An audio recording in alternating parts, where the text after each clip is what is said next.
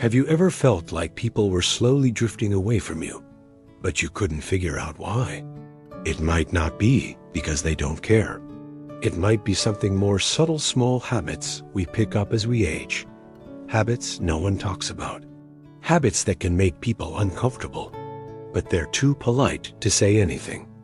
Not because you're a bad person, not because you mean harm, but simply because no one told you. Today, we re-pulling back the curtain on 13 behaviors that can quietly drive others away, especially in your later years. Stay with me to the end, because just becoming aware of these habits could change your relationships, reconnect you with loved ones, and bring more warmth, joy, and connection into your life. And if you find this kind of message helpful, go ahead and click the like button, subscribe to the channel, and tap the bell for more wisdom to help you age with confidence and grace. Let's start with habit number 1. Habit number 1, constant complaining. Yes, life gets tougher with age. The joints ache. The bills pile up. Why? Because negativity is heavy. And while it's okay to vent occasionally, when it's constant, it drains the room.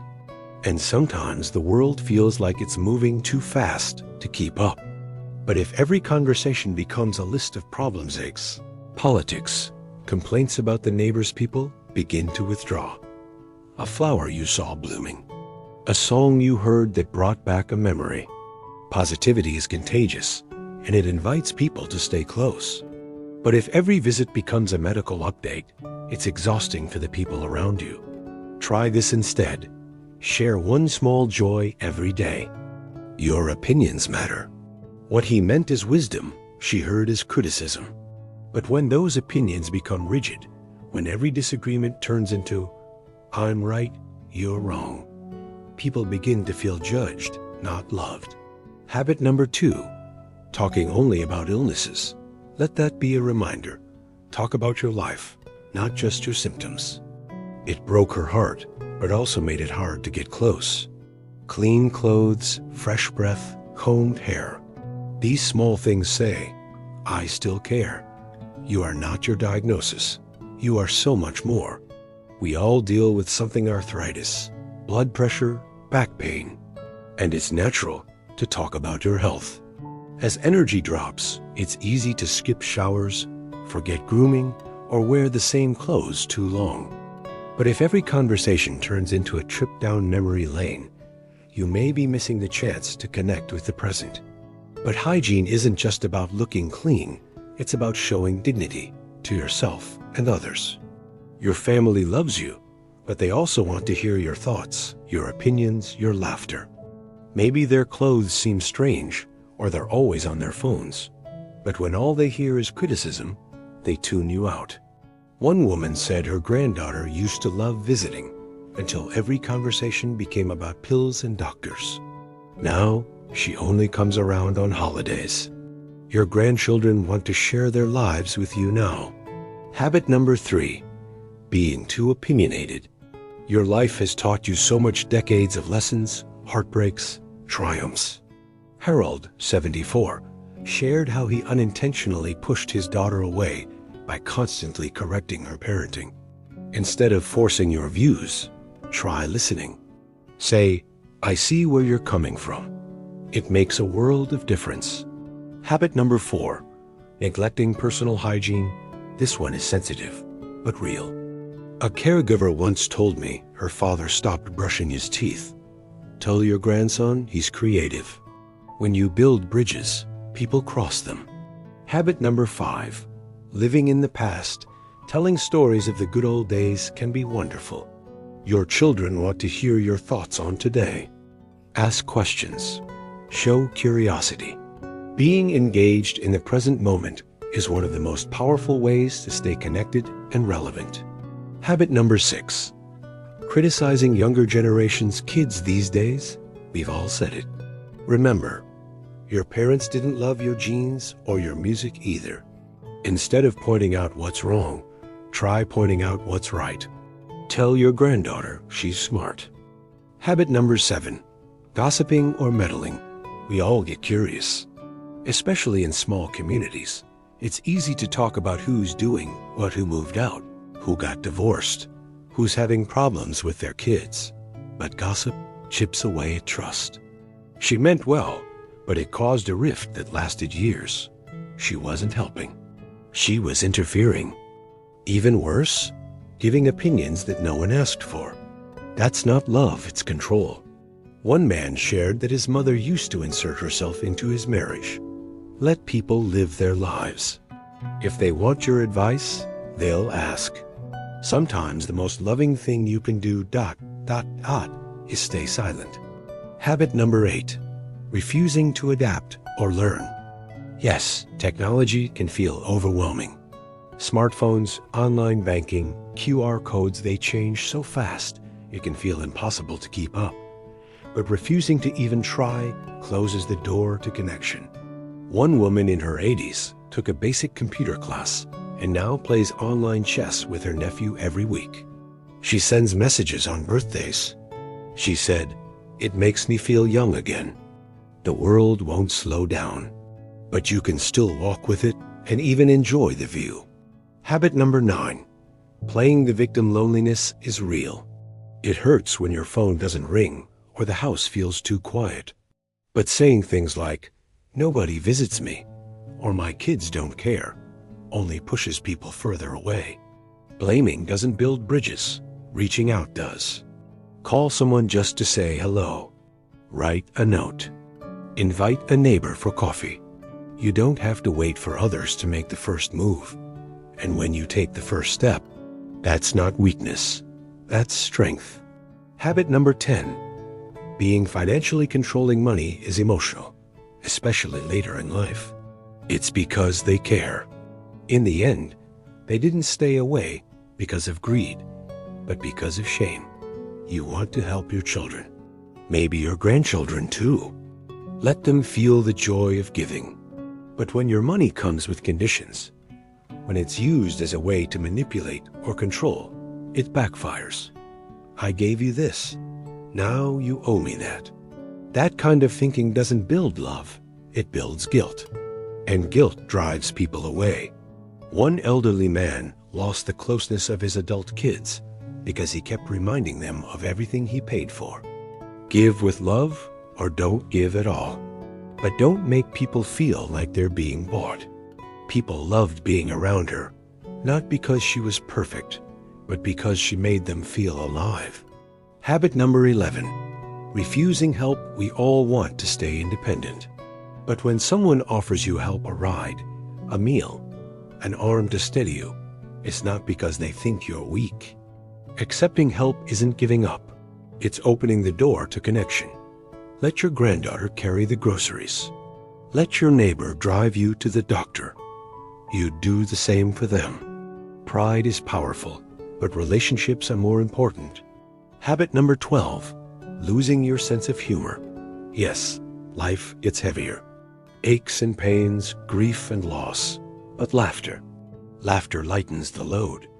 When you can still laugh at a silly joke, smile at yourself in the mirror, or find joy in the absurd, you become a light in someone's day.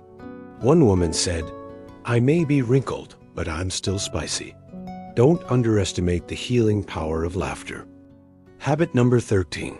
Giving unsolicited advice. This one is tricky because it comes from a place of love. You've lived. You've learned. And naturally, you want to protect the people you care about. But constantly offering advice when no one asks for it can feel like judgment, not wisdom. Sometimes, people just want to be heard. If your daughter tells you how hard parenting has been, don't jump in with 5 solutions. Try saying this instead. "That sounds really hard. I'm proud of you." That one sentence builds more trust than a list of do's and don'ts. Your wisdom still matters. But sometimes your presence, your listening ear, and your quiet encouragement say even more. Aging with grace is a choice. Here's the truth. Growing old is a privilege. But how we grow old, that's a choice. You can grow bitter or better, defensive or open, lonely or deeply connected. That small shift can ripple outward into every relationship you have. What matters is what you do once you see them. And the beauty is, you don't have to fix everything at once. Start with one habit. Just one. Maybe you've recognized yourself in one or two of these habits. That's okay. We all have blind spots. Take a deep breath. Reflect, and ask yourself gently, what's one small thing I can do differently today? From tension to trust, how one change can bring people closer. Let me tell you about Mrs. Angela. She was 78, sharp, witty, but distant from her family. They called less and visited even less. Every visit turned into advice, corrections, comparisons. She didn't mean harm. She just didn't see how her words landed. She thought they were just too busy. But in truth, they felt judged. She didn't change who she was. She just softened her approach. But sometimes I leave your house feeling like I'm not enough. She laughed more, hugged longer, and said, I'm proud of you more often than you should. One day, her granddaughter gently told her, Grandma, I love you. That conversation broke her heart, but it also opened her eyes. Angela started doing something different. She started listening more, asking questions instead of giving answers. Within 2 months, something amazing happened. Her family started calling more, visiting more. That's all it takes. The power of small shifts. You don't need a personality overhaul. You just need awareness. Because small changes, when done with intention, can open hearts again. Do you often catch yourself saying, back in my day, or kids these days? Try swapping that for curiosity. Instead of criticizing, ask, what's that song you're listening to? Tell me about your job. What do you love about it? Teach me how to use that app. These questions build bridges. They tell your children, your grandkids, your neighbors, I still want to know you. I still care. Joy is contagious. Let your show people don't avoid others because they're old. They avoid people who feel heavy to be around. Yes, life gets harder. But when you hold on to your sense of humor, your curiosity, your willingness to listen, you become magnetic. A woman in her 80s told me, my body's aging, but my spirit's still throwing parties. You felt that, didn't you? That's the energy people remember. Dance a little when no one's looking. Or better yet, when they are. So laugh at silly things. Share that joke. The pain of feeling invisible when you're no longer invited like you used to be. It's easy to feel left out and want to blame them. Now, let's be honest. Some of these habits don't come from arrogance or selfishness. They come from pain. It hurts when people stop calling. But here's the truth: if we want connection, we sometimes have to go first. Call your friend, send that message, join that group, take the class. Don't wait to be included, include yourself. For years, he believed his family didn't care. You still matter. You still bring something beautiful into the room. But people won't always know that unless you show up. It's never too late to reconnect. I once had a patient, Mr. Reynolds, 82 years old, long retired, lived alone. But when we dug deeper, he realized he had slowly pushed them away with complaints, with criticism, with silence. We came up with a plan. He called his son just to say, I miss you. He sent a birthday card to his granddaughter, something he hadn't done in years. And slowly, the walls came down. Last I heard, he was attending Sunday dinners again, laughing, listening, alive in ways he hadn't felt in years. That's what happens when you decide to reach instead of retreat. Connection over perfection. Here's something important to remember. People don't need you to be perfect. They just want you to be present. Your family, your friends, your community, what they truly crave is your kindness, your laughter, your interest in their world. They want to feel that being around you lifts them up, not brings them down. That they can relax, be themselves, and be met with love, not lectures. Sometimes just saying, tell me about your day, can open the door to deeper connection than any advice ever could. Let go of the need to be right, another powerful shift. Release the need to always be right. There's peace in saying, "You may be right," or "I never thought of it that way." That doesn't make you weak, it makes you wise. One grandfather shared with me how his relationship with his teenage grandson changed after he stopped correcting him all the time. "I just listened. That's all I did. And suddenly, the boy started talking to me like I mattered again." You don't have to win the argument. You just have to win the relationship. Lead with love always. Remember, aging doesn't automatically mean people will respect or want to be around you. Respect is earned through kindness, humility, and love. The most magnetic elders are not the loudest or the smartest. They're the ones who make others feel seen, heard, and loved. And guess what? That love always comes back to you. Be the person others feel lighter after being with.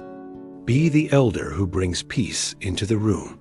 Be the one who leaves people better than you found them. That's legacy. That's influence. And that's how you stay forever connected, no matter your age. Growing older with grace and joy. Growing older is a privilege, a gift many don't get to experience. But how we age, how we show up in the lives of those around us, is a choice. Choosing grace, kindness, and curiosity can transform not only your life, but the lives of everyone who knows you. Remember, it's never too late to change one small habit. One gentle shift can open the door to deeper relationships, better health, and greater happiness. Reflect and choose. So take a moment today to reflect. Which of these habits do you recognize in yourself? Which ones do you want to change? You don't have to do it all at once. Start with one. Just one. Because each step forward is a step toward a more joyful, connected life. Your presence is a gift. You are more than your age, more than your health challenges or setbacks. You are a living story full of wisdom, love, and strength. And your presence, your kindness, your laughter, that's the greatest gift you can share. Thank you for watching. If this video touched your heart or reminded you of someone special, please like, subscribe, and share. Let's keep building a community where growing older means growing closer. And I'd love to hear from you. What habit will you work on today? Drop a comment below and let's support each other on this journey. Remember, growing old with grace isn't about perfection. It's about love. Thank you for being here. Stay kind, stay humble, and stay golden.